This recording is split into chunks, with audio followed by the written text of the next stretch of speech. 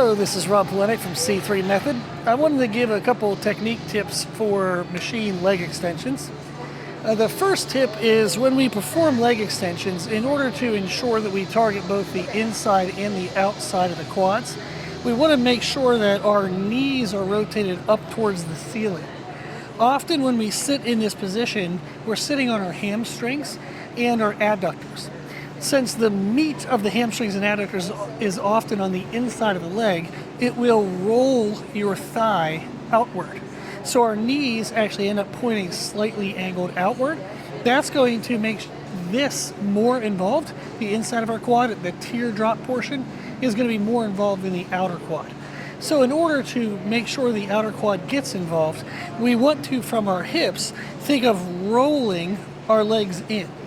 So you can see I'm kind of fidgeting. Instead of letting my legs fall out, I'm going to rotate them in. It's going to almost feel like I'm over exaggerating it.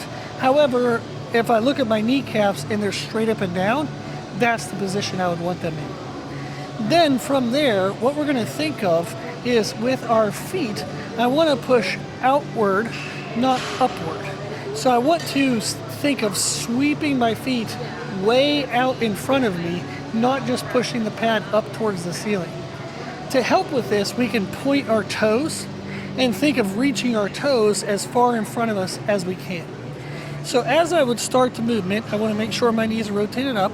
I want to point my toes and extend out in front, and then get to the top and flex my quads. I'm going to then come down under control, making sure that my knees stay straight up and down, and just repeat that movement. Again, I'm focusing on extending my toes while keeping my knees straight towards the ceiling. Now, if this was heavier, it would start to lift me up, so I do want to use the handles and make sure that I'm pulling myself down into the seat. And also, in order to help control our hips, we want to think of flexing our ab muscles. So I don't want to, as I'm coming up, allow my hips to raise. I want to keep my hips down. So knees to the ceiling, toes out in front, and pull ourselves down into the seat. These tips, when put together, will ensure that we get an even recruitment across all of the quad muscles, so we're getting a nice full and even development. Okay, give those tips a try, and I hope they help.